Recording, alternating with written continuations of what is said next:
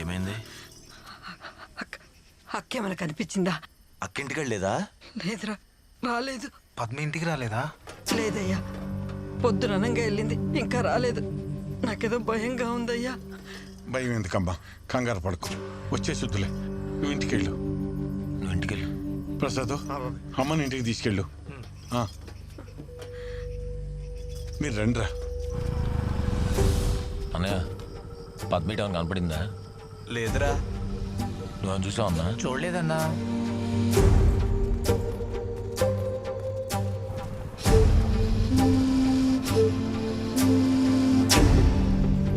ఏమైందిరా? అమ్మ పద్మకు కనిపించట్లేదే.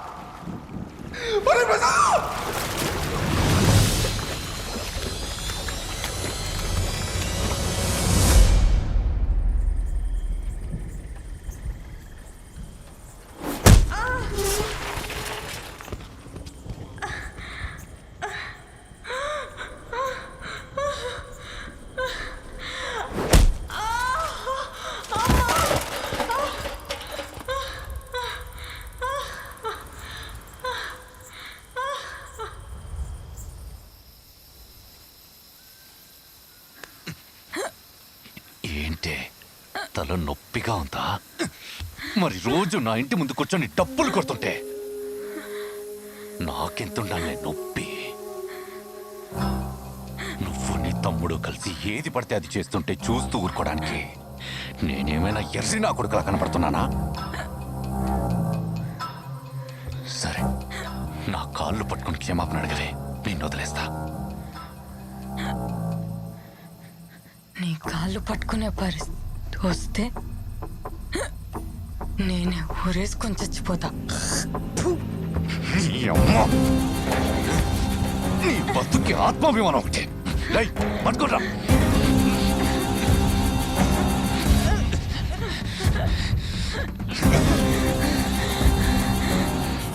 దాహం వేస్తుందా?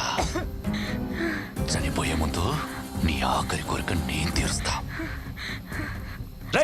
పైపు తీసుకురండి రా.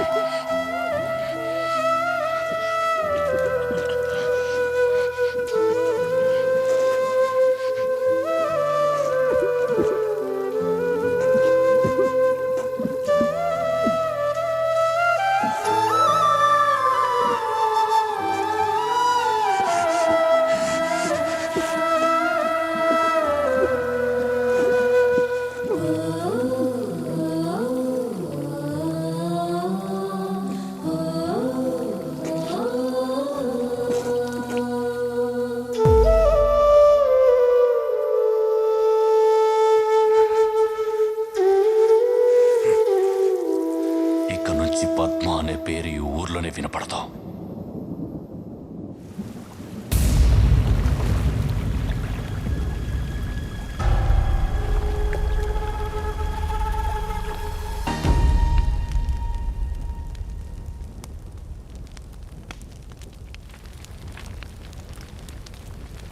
మనం ఏం తప్పు చేసామే? అన్ని పనులకి హింసే సమాధానం కాదని చెప్పిన నిన్నే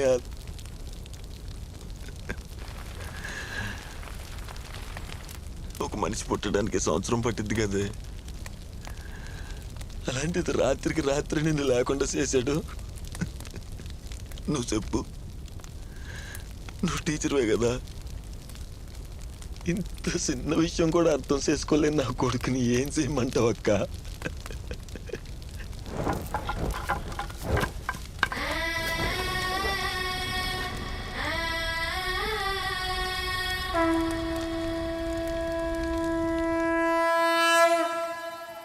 పారిపోవడానికి కూడా ప్రయత్నించదు కదా నువ్వు. మక్కని చంపి కూడా మళ్ళీ వచ్చి తోటలో దర్శిసాగా కూర్చున్నావు. అంత సాతిగా నా కొడుకులా కనబడతావురా నా కొడుక. ఊపిరాడట్లేదారా? మక్క లేకపోతే నాకు అలాగే ఉంది. ఊపిరాడ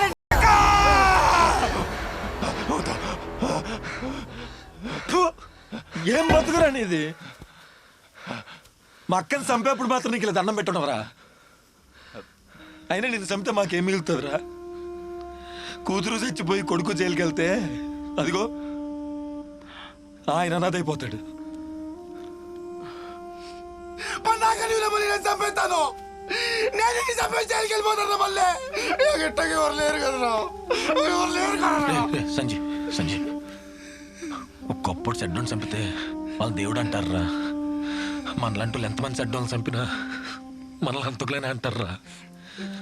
నువ్వు అంతకుడు అవటం నాకు ఇష్టం లేదు. అయినా నువ్వు జైలుకి వెళ్తే ఊర్లో గోడ మీద ఉన్న పిచ్చి గీతలు ఎవర్రా బాగు చేసేది?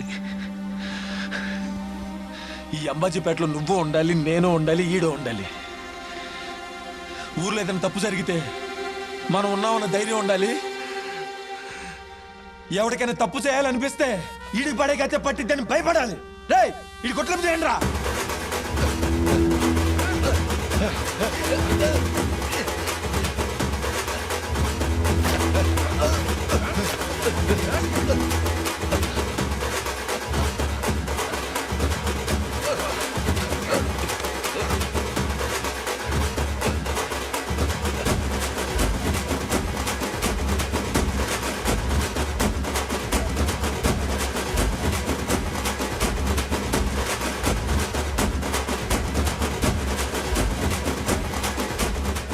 అమ్మా,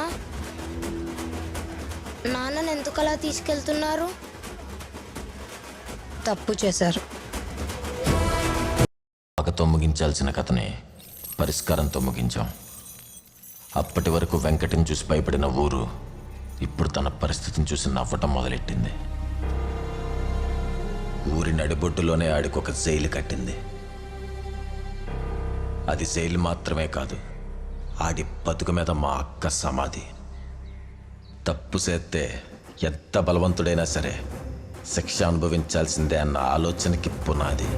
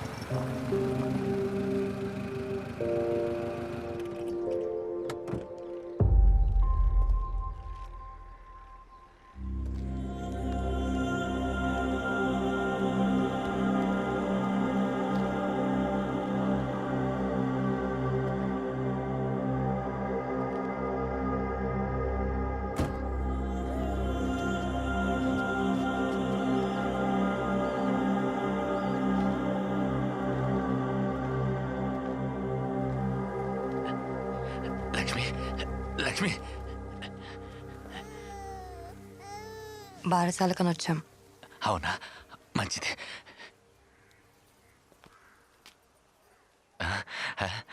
మేనకోళ్ళ పేరేం పెట్టావు?